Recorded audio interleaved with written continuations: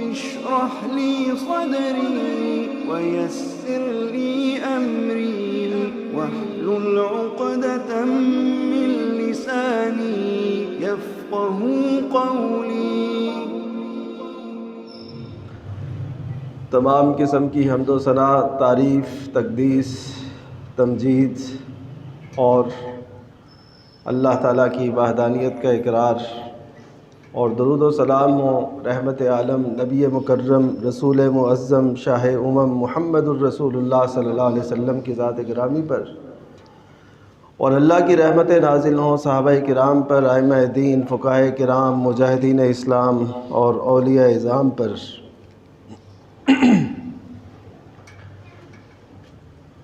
نبی کریم صلی اللہ علیہ وسلم کو اللہ تعالیٰ نے جس قدر معجزات سے نوازا اور آپ کے دامن میں اللہ تعالیٰ نے جو معجزات ڈالے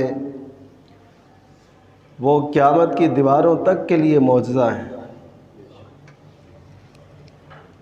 یعنی کوئی اس دور کے اندر بھی نبی کریم صلی اللہ علیہ وسلم کے ان معجزوں کو، جن معجزوں نے اس دور میں عقل کو عاجز کیا، آج بھی اور قیامت تک کے لیے بھی وہ دنیا کو عاجز ہی کرتے رہیں گے، عقلوں کو مسحور ہی کرتے رہیں گے۔ میری مراد نبی کریم صلی اللہ علیہ وسلم کو ملنے والا معراج کا تحفہ ہے، وہ معجزہ ہے جو اللہ تعالیٰ نے نبی کریم صلی اللہ علیہ وسلم کو عطا فرمایا۔ عموماً اس حوالے سے جو تاریخ مشہور ہے اس کے حوالے سے میں بتا دوں کہ یہ 27 رجب کے ساتھ کوئی خاص نہیں ہے معراج کا تذکرہ، کیونکہ اس میں کوئی بھی اتھینٹک سکہ بند بات نہیں ہے کہ 27 رجب کو معراج ہوئی ہو۔ یہ قول ہے تو اسی پہ عموماً لوگوں نے اس پہ بنیاد رکھی ہے، تو بہرحال کوئی سکہ بند طریقے سے وہ ثابت نہیں ہے کہ 27 کو ہوئی۔ لیکن اگر ہم جب رجب کا تذکرہ ہو رہا ہو، جب آپ کے معراج کا تذکرہ ہو رہا ہو جب پورے میڈیا پہ، تو پھر ہمیں بھی اس حوالے سے کچھ رہنمائی کی ضرورت پیش آتی ہے کہ ہم بھی نبی کریم صلی اللہ علیہ وسلم کے اس معجزے کو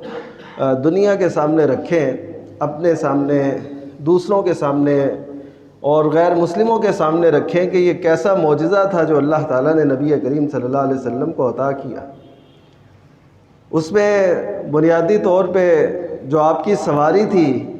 اسی کو دیکھ لیں کہ برق اسی سے لفظ ہے براق کا، جو آپ کو سواری مہیا کی گئی۔ حالانکہ اس دور کے اندر آسمانی بجلی کو تو لوگ جانتے تھے کہ بجلی یہ کڑک اور یہ بجلی نظر آتی ہے، اس کے علاوہ برق نام سے ان کو آشنائی نہیں تھی کہ یہ بھی کوئی ایسی توانائی یا ایسا کوئی چیز ہو سکتی ہے جو وجود میں آئے گی اور لوگ اس برق رفتاری سے سفر بھی کریں گے، ٹرینیں چلیں گی، یہ راکٹ چلیں گے، یہ ہوگا وہ ہوگا۔ لیکن نبی کریم صلی اللہ علیہ وسلم کو اس دور کے اندر ایسا معجزہ عطا کیا گیا کہ جو آج تک بھی اور آج سے لے کے قیامت تک بھی جتنی ترقی ہو جائے گی، کوئی اس کو یہ نہیں کہہ سکے گا کہ ہماری جو رفتار ہے اس براق سے بھی زیادہ ہے، کوئی کہہ نہیں سکتا۔ یہ ہے معجزہ جو نبی کریم صلی اللہ علیہ وسلم کو اللہ تعالیٰ نے نصیب فرمایا۔ اور اس معجزے کے جو راز تھے وہ بڑے ہی، اس کا اگر پس منظر دیکھیں تو یہ مکی دور کے آخر میں پیش آیا۔ اس کے سن میں بھی اختلاف ہے، یعنی 11-12 جو نبوت تھا، جب آپ نے اپنی مبارک زندگی کے 11 نبوت کے بعد کے دور کی 11 یا 12 بہاریں جب گزاریں تو اس وقت آپ کو یہ معجزہ جو ہے اللہ تعالیٰ نے نصیب کیا۔ یہ وہ دور تھا کہ جب قریش نے آپ پہ عرصہ حیات بہت تنگ کر دیا تھا، اسی وجہ سے آپ کو طائف بھی جانا پڑا۔ طائف کا جو واقعہ ہے جو مشہور ہے وہ بھی 10 نبوت میں اس کو کہا جاتا ہے کہ وہ اس پہ پیش آیا۔ تو اس کے بعد پھر اللہ تعالیٰ نے معراج کا تحفہ بھی نصیب کیا یعنی ایسے سمجھے کہ زمین والے آپ صلی اللہ علیہ وسلم کو پریشان کر رہے تھے، تو اللہ تعالیٰ نے آپ کو ایسا معجزہ نصیب فرمایا کہ جس سے آپ کو اللہ تعالیٰ نے مزید عزت اور مزید سکون، راحت اور وہ آیات اور نشانیاں دکھائیں جو زمین پہ جن کا تصور نہیں کیا جا سکتا، لیکن ہمارے حبیب صلی اللہ علیہ وسلم نے ہمارے سامنے وہ امور بھی رکھے جو آپ صلی اللہ علیہ وسلم نے وہاں پہ مشاہدہ کیا۔ تو اس سے ہمیں یہ پتہ چلتا ہے کہ جو اللہ تعالیٰ کا انتخاب ہوتا ہے، جو کسی بھی موقع پہ اللہ تعالیٰ ہمارے ساتھ ہمارے معاملات میں فرماتے ہیں، جو زمینی حقائق بنتے چلے جاتے ہیں، تو اس پہ اللہ تعالیٰ کی کئی حکمتیں پوشیدہ ہوتی ہیں۔ نبی کریم صلی اللہ علیہ وسلم نے خود تو اللہ تعالیٰ سے عرض نہیں کی تھی کہ میں ایسا کوئی معجزہ چاہتا ہوں کہ دیکھ کے لوگ قیامت تک کے لیے نازا رہے، مجھے ماننے والے اور ان کے یقین میں اضافہ ہوتا چلا جائے، لیکن اللہ تعالیٰ نے آپ کے نصیب میں کیا اور ایسے موقع پہ کیا۔ اور ایک اور اہم بات کہ معجزہ جو ہے معراج کا، یہ آپ کو مکی دور کے بالکل آخر میں نصیب کیا گیا۔ مکی دور کے کچھ ہی یعنی بالکل جب اس کا اختتام ہوا تو تب آپ کا مدنی دور شروع ہوتا ہے، اور مدنی دور کے لیے آپ نے ہجرت کی۔ آپ ذرا سوچئے، آپ کے ذہن میں یہ سوال آتا ہوگا کہ ہجرت نبی کریم صلی اللہ علیہ وسلم کی بہت دشوار تھی، ہجرت نبی کریم صلی اللہ علیہ وسلم کی بہت دشوار تھی۔ کیوں کہ باقی سب صحابہ وہ گئے، ان کے لیے بھی رکاوٹیں اور بہت سی باتیں پیش آئیں، لیکن وہ جب مکہ کی حدود سے نکل گئے تو پھر ان کا کوئی تعاقب نہیں ہے، کوئی پیچھا نہیں ہے، کوئی ان کے لیے انعام نہیں مقرر کیا گیا کہ جو ان کو لے کے آئے گا تو اس کو یہ انعام ملے گا۔ لیکن نبی کریم صلی اللہ علیہ وسلم کی جو ہجرت تھی، اس کا سفر اس قدر دشوار تھا کہ نبی کریم صلی اللہ علیہ وسلم کو اپنے یار غار سیدنا ابوبکر صدیق رضی اللہ تعالیٰ عنہ کے ساتھ 3 رات تک، 3 دن اور راتیں وہ غار ثور کے اندر قیام کرنا پڑا۔ 3 دن اور راتیں ایک غار کے اندر قیام کرنا، اور وہ یہ نہیں کہ جیسے آپ غار حرا میں جبل نور پہ جاتے تھے تو وہاں پہ رہتے تھے، یہ اب وہ دور نہیں تھا۔ وہ دور غار حرا والا اور تھا، اب دور جو تھا غار ثور والا یہ اور دور ہے۔ دشمن تعاقب میں ہے، چاروں طرف وہ بھاگ رہے ہیں انعام لینے کے لیے۔ ان کو اونٹ پسند تھے، اور 100 اونٹ نبی کریم صلی اللہ علیہ وسلم کے لیے اور 100 اونٹ سیدنا ابوبکر صدیق رضی اللہ تعالیٰ عنہ کے لیے انہوں نے انعام مقرر کیا تھا کہ جو ان کو کسی بھی صورت میں لے کے آئے گا تو اس کو یہ انعام دیا جائے گا۔ اب ہر طرف لوگ گھوم رہے ہیں اور نبی کریم صلی اللہ علیہ وسلم اور سیدنا ابوبکر صدیق کے غار میں پناہ لیے ہوئے، اور وہ غار جو تھا وہ ہے بھی بالکل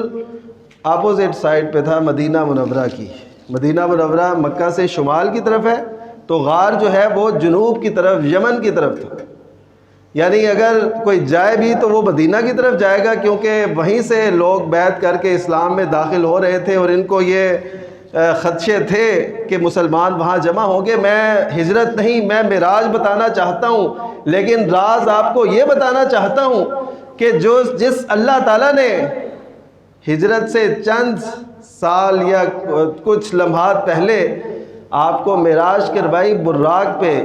لیکن ہجرت کے موقع پہ آپ کو براق فراہم نہیں کی۔ معراج کے لیے اس کا جو سفر تھا وہ مکہ سے بیت المقدس یعنی شام، مدینہ کو کراس کر کے بہت آگے اس سے، وہاں پہ شام ہے، بیت المقدس جسے ہم کہتے ہیں، وہاں گئے تو وہاں سے پھر آسمانوں کی سیر پہ گئے، لیکن ہجرت کے موقع پہ آپ کو براق فراہم نہیں کیا گیا۔ کس لیے؟ کہ اگر ایسا کچھ ہو جاتا تو رہتی دنیا تک کے مسلمان یہ کہتے کہ یہ تو ہمارے بس میں نہیں ہے ہجرت کرنا، اللہ کے دین کے لیے اپنے گھر بار چھوڑنا، اس کی سربلندی کے لیے اپنے جو ہے ماحول اور اپنے علاقے، اپنے وطن، اپنی جو مادر وطن ہے اس کو چھوڑنا، یہ کیسے ممکن ہے؟ آپ کو تو براق فراہم کی گئی تھی۔ دوسرا پہلو یہ ہے کہ نبی کریم صلی اللہ علیہ وسلم اگر براق میں جاتے اور آپ کے صحابہ ان مشکلات سے گزر کے جاتے تو یہ کسی کے ذہن میں تصور بھی نہ آتا کہ نبی کریم صلی اللہ علیہ وسلم تو بڑی آسانی سے پہنچ گئے، ہمیں تو مشکلات جھیلنی پڑی ہیں۔ تو اس وجہ سے اللہ تعالیٰ نے دیکھیے جو کہا، جیسے کہا، نبی کریم صلی اللہ علیہ وسلم ایسے مشکل حالات سے گزر کر بھی آپ بالکل پریشان نہیں ہیں، بلکہ سیدنا ابو بکر صدیق رضی اللہ تعالیٰ عنہ نے جب یہ دیکھا کہ آپ کے چہرے مبارک پر یعنی آپ کے لیے خطرات ہیں کہ کوئی آپ کو کوئی گزن نہ پہنچائے، کوئی تکلیف نہ پہنچائے، تو اس وقت نبی کریم صلی اللہ علیہ وسلم فرماتے ہیں کہ لا تحزن ان اللہ معنا، تم غم نہ کرو، اللہ ہمارے ساتھ ہے، تم غم نہ کرو، اللہ ہمارے ساتھ ہے۔ یہ کیسے پیارے جملے، کیسی تسلی دیتے ہیں، کیسے دل میں اترتے ہیں، کیسے ان کی ایک وہ حیثیت ہے جو انسان کو اندر سے ایسے حوصلے فراہم کرتی ہے جیسے پہاڑ جیسے عزم مل گئے۔ یہ ہمیں اپنے اندر پیدا کرنا ہے۔ تو معراج جو اللہ تعالیٰ نے آپ صلی اللہ علیہ وسلم کو کرائی، اس کا موقع، اس کے لیے جو سواری کی فراہمی تھی، اس کے لیے جو اللہ تعالیٰ نے آپ کو ایک معجزہ جو نوازا، وہ دیکھیے کہ پہلے انبیاء کرام علیہ السلام ان کو معجزے دیے گئے کہ وہ ان کے ساتھ ہی چلے گئے، لیکن نبی کریم صلی اللہ علیہ وسلم کو اللہ تعالیٰ نے ایسا معجزہ دیا جو آج تک ایک چیلنج ہے دنیا کے سامنے کہ کوئی ایسی تیز رفتار سواری لائے تو صحیح۔ وہ 1 مہینے کا سفر تقریباً ان کے ہاں جو رائج تھا، 1 مہینہ آنا اور 1 مہینہ جانا، تو وہ رات کے کچھ حصے کے اندر اللہ تعالیٰ نے یہ کرایا۔ یہ تو سفر بہت معمولی ہے، اس سفر کے مقابلے میں جو آسمانوں کی سیر کرائی، نبی کریم صلی اللہ علیہ وسلم نے ابھی آ کے ان سے تذکرہ صرف بیت المقدس دیکھنے کا کیا تو وہ اس کو ہی تسلیم نہیں کر رہے تھے۔ آپ نے تذکرہ جو قریش کے سامنے کیا تھا وہ بیت المقدس کا کیا تھا، قریش اسے ہی تسلیم نہیں کر رہے تھے، اور وہ کہہ رہے تھے کہ حضرت ابو بکر صدیق سے کہ دیکھو آج تمہارے صاحب نے کیسی بات کہہ دی کہ وہ سفر جو ہم 1 مہینے کی مسافت میں طے کرتے ہیں، تو آپ صلی اللہ علیہ وسلم یعنی تمہارے صاحب یہ کہہ رہے ہیں کہ رات کے کچھ حصے کے اندر میں نے یہ سفر کیا ہے۔ نبی کریم صلی اللہ علیہ وسلم اس سے پہلے بیت المقدس آپ نے نہیں دیکھا تھا۔ یہ بھی اللہ تعالیٰ کی طرف سے انتخاب ہوتا ہے کہ اللہ تعالیٰ نے دیکھیے مسجد حرام، مکہ مکرمہ، مسجد نبی اور بیت المقدس، ان تینوں کی قدر جو ہے نا مسلمانوں کے دلوں میں ڈالی ہے۔ آج بھی دیکھیے کہ ہم نے کبھی بیت المقدس کو اپنی نگاہوں سے نہیں دیکھا، لیکن ہر مسلمان کا دل کرتا ہے کہ ہم اسے بھی دیکھیں۔ مدینہ کے لیے تو لوگ بے قرار رہتے ہیں، مکہ کو دیکھنے کے لیے تو دل میں وہ جو ہے نا ہمیشہ ایک کرن ابھرتی رہتی ہے کہ کبھی ہمیں یہ دیکھنا نصیب ہو۔ تو ایسے حالات کے اندر نبی کریم صلی اللہ علیہ وسلم کو وہ دکھایا گیا بیت المقدس، اور ایک تو آپ نے اس کا نظارہ کر لیا فزیکلی، جا کے وہاں دیکھا، اس کا مشاہدہ کیا، اور دوسری جو اہم بات ہے وہ یہ کہ قریش سے بات کرتے آسمانوں کی کہ میں نے آسمانوں میں یہ دیکھا، وہ تو زمین کی کسی بات کو نہیں مانتے تھے، انہوں نے آسمانوں کی بات کو کیا ماننا تھا۔ نبی کریم صلی اللہ علیہ وسلم نے صرف اس کا تذکرہ ان سے کیا، وہ کہنے لگے کہ آپ نے اگر وہ دیکھا ہے تو ہمیں علامتیں دکھائیں، اس کے القدس، اس کی عمارتیں کیا ہیں، اس کی علامات کیا ہیں، نشانی کیا ہے۔ تو نبی کریم صلی اللہ علیہ وسلم اس حوالے سے صحیح بخاری کی روایت ہے، آپ اللہ تعالیٰ کی طرف متوجہ ہوئے، وہ اس وجہ سے کہ اگر آپ بتائیں کہ میں دیکھ کے آیا ہوں اور یہ نہ بتا سکے کہ اس کی علامات، اس کے جیسے دروازے اور اس کی صورتحال وہ کیا ہے، جیسے آپ اس مسجد میں دیر سے آ رہے ہیں، کوئی آپ سے عدم موجودگی میں پوچھے بتائیں جی اس کی کھڑکیاں کتنی ہیں، مجھ سے پوچھے میں نہیں بتا سکوں گا، یا اس کے روشن دان کتنے ہیں، ہم ادھر روشن دان اور کھڑکیاں گننے تو نہیں آتے، لیکن انہوں نے سوال اس نوعیت کا کیا تو نبی کریم صلی اللہ علیہ وسلم نے فرمایا کہ فجل اللہ لی البیت المقدس، تو اللہ تعالیٰ نے بیت المقدس کو میرے سامنے کر دیا۔ کہاں آپ اور کہاں 1200 کلومیٹر کم و بیش اس پہ وہ القدس، تو وہاں وہ سارا منظر آپ کے سامنے وہ پوچھتے جا رہے تھے اور سرکار طیبہ بتاتے چلے جا رہے تھے۔ یہ نبی کریم صلی اللہ علیہ وسلم کو اللہ تعالیٰ نے مقام اور مرتبہ نصیب کیا تھا۔ تو اب جو قریش تھے وہ ماننے والے تو تھے نہیں، وہ اس چیز کو نہیں مانتے تھے، لیکن جو حضرت ابوبکر صدیق رضی اللہ تعالیٰ عنہ کے پاس جب انہوں نے یہ بات کہی تو انہوں نے کہا کہ تم اس کی بات کرتے ہو کہ نبی کریم صلی اللہ علیہ وسلم وہاں گئے اور وہاں سے ہو کے بھی آگے رات کے کچھ حصے میں، تو میں تو اس سے بڑی بات پر بھی یقین رکھتا ہوں کہ آسمان سے فرشتہ آپ صلی اللہ علیہ وسلم پہ اترتا ہے اور پیغام لے کے آتا ہے، میں تو اس کو بھی مانتا ہوں۔ جب یہ مان لیا تو پھر اس کے بعد کوئی چیز باقی نہیں رہتی۔ بیت المقدس تو تم نے بھی دیکھا، بیت المقدس کو تم جانتے ہو، اور اس فرشتے کو تو نہ ہم نے دیکھا نہ اس کی کوئی بات سنی، لیکن اس کو جب نبی کریم صلی اللہ علیہ وسلم نے فرمایا کہ اترتے ہیں جبریل پیغام لاتے ہیں، تو ہم اسی چیز کو تسلیم کرتے چلے جاتے ہیں، ہم نے کبھی اس میں کوئی ایسا شک شبہ سمجھا ہی نہیں۔ تو یہ کیفیت ہو گئی کس کی؟ یہ صرف یہ نہ سمجھیے گا کہ یہ مشرکین مکہ کی اور صحابہ کرام کی یہ بات تھی،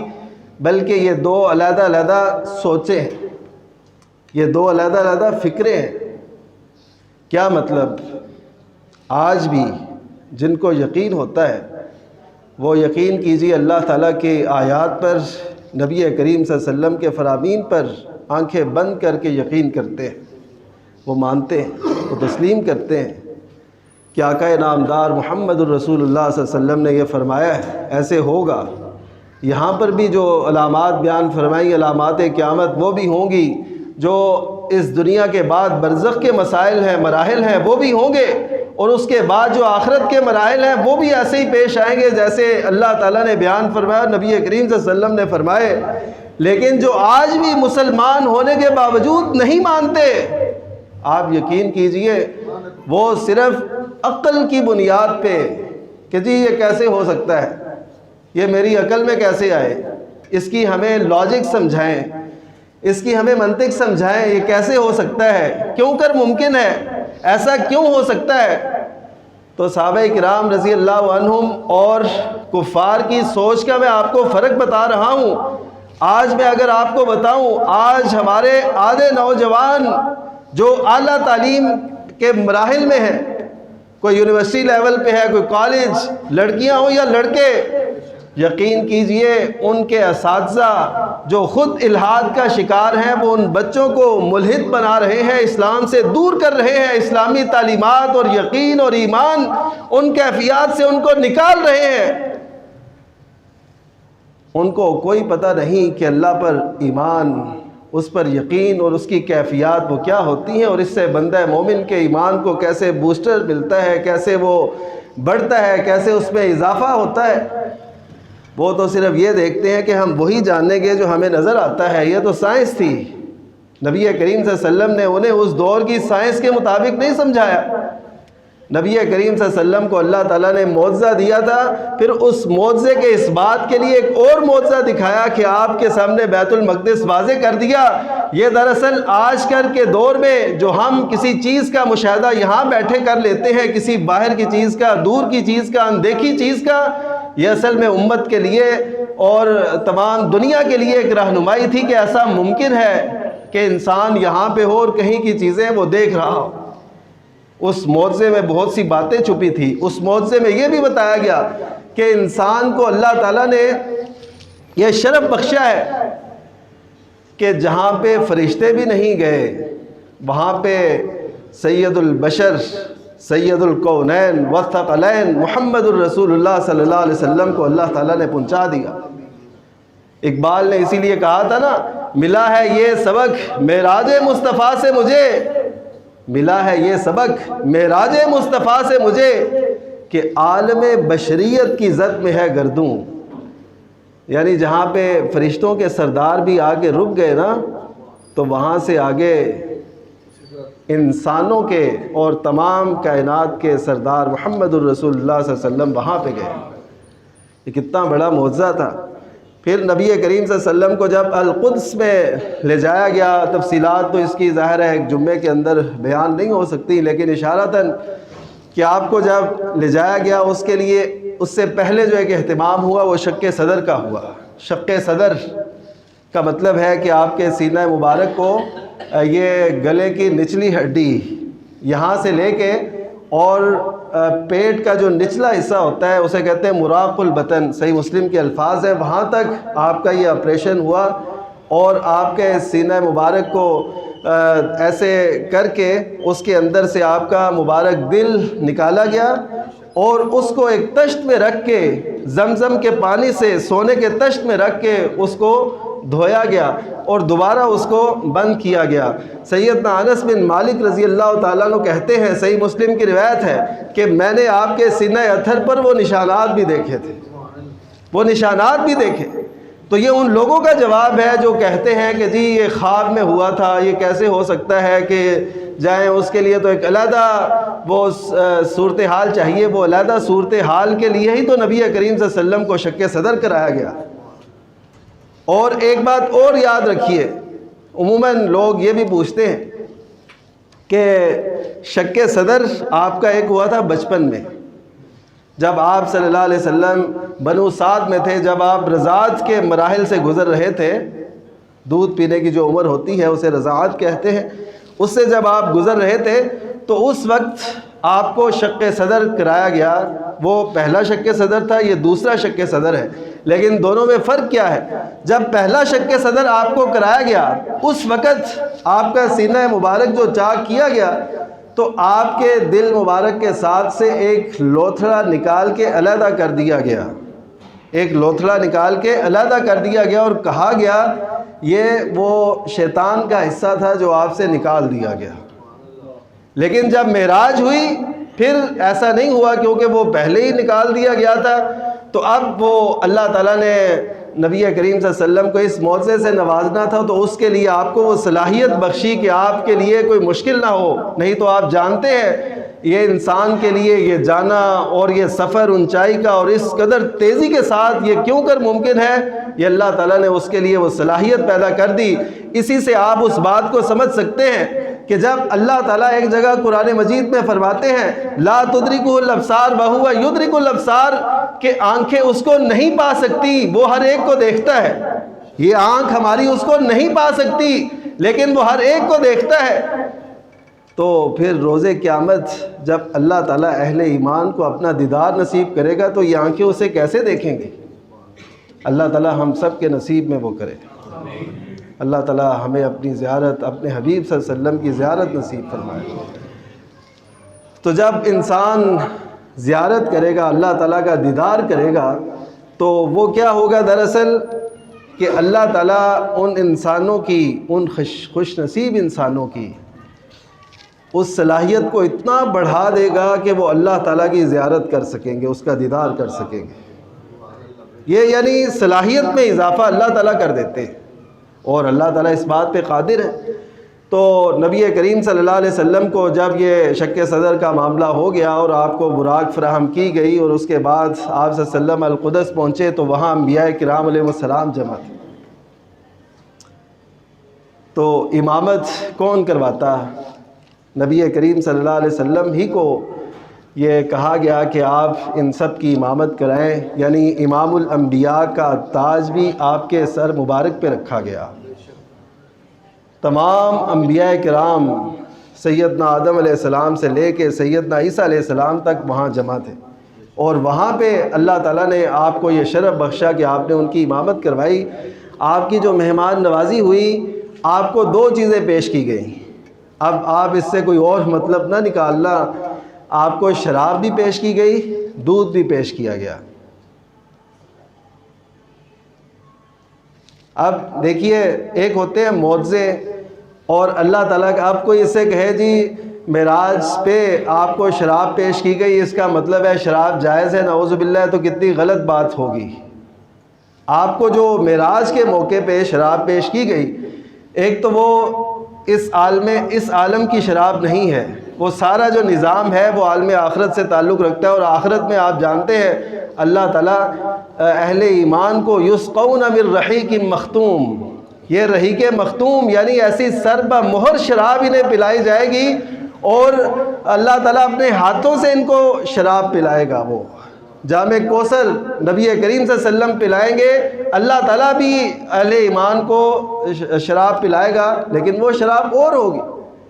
لیکن نبی کریم صلی اللہ علیہ وسلم نے دودھ کا انتخاب کیا، شراب کو نہیں ہاتھ لگایا۔ یہ آپ کی وہ فطرت کی طرف آپ کی عکاسی تھی، آپ کے سوچ کی، فکر کی، آپ کی چوائس کی، انتخاب کی۔ آج اگر امت کے لوگ دودھ کو چھوڑ کے شراب کی طرف بڑھتے ہیں، نکاح کو چھوڑ کے زنا کی طرف بڑھتے ہیں، ہدایت کو چھوڑ کے گمراہی کی طرف جاتے ہیں، تو میں تو کہوں گا کہ امت نے فطرت کا راستہ چھوڑ دیا ہے۔ نبی کریم صلی اللہ علیہ وسلم نے جب دودھ کا انتخاب کیا تو جبریل کہنے لگے کہ اگر آپ شراب کا انتخاب کر لیتے تو لغبت امتک، کہ آپ کی وجہ سے آپ کی امت گمراہ ہو جاتی، یعنی آپ کے اس شراب پینے کی وجہ سے، لینے کی وجہ سے۔ اس سے علماء نے یہ بات ثابت کی ہے، اور اہل دل یہ بات لکھتے ہیں کہ جب آپ کے بڑے، آپ کے سردار، آپ کے حکمران وہ اچھے ہوں گے تو اس کے نتائج نچلی سطح پر بھی آئیں گے۔ لیکن ہمارا تو نظام ہی کچھ ایسا ہے کہ اس نچلی سطح سے لوگوں نے اوپر جانا ہوتا ہے۔ وہ تو تب فرق پڑتا ہے جب اوپر سے نیچے نظام آ رہا ہوتا ہے۔ نبی کریم صلی اللہ علیہ وسلم کے رفقاء آپ کے ساتھ ملتے چلے گئے، ان پہ بھی وہ آفتاب نبوت کی شعائیں پڑی، اور اس کے نتائج آج تک دمک رہے ہیں۔ لوگ سمجھتے ہیں کہ اس کے اثرات کیا ہیں۔ وہ ابو بکر، وہ صدیق کیسے بنے، عمر فاروق کیسے بنے، عثمان با حیا کیسے بنے، علی اقضا کیسے بنے، یہ اور شجاع کیسے بنے، یہ وہ آفتاب نبوت کی شعائیں ان پہ بڑھتی چلی گئی، ان کی تربیت ہوتی چلی گئی۔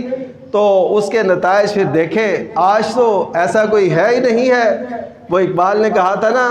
جس سے تخلیق ہو آدم کی یہ وہ گل ہی نہیں، ہم تو مائل بہ کرم ہے کوئی سائل ہی نہیں،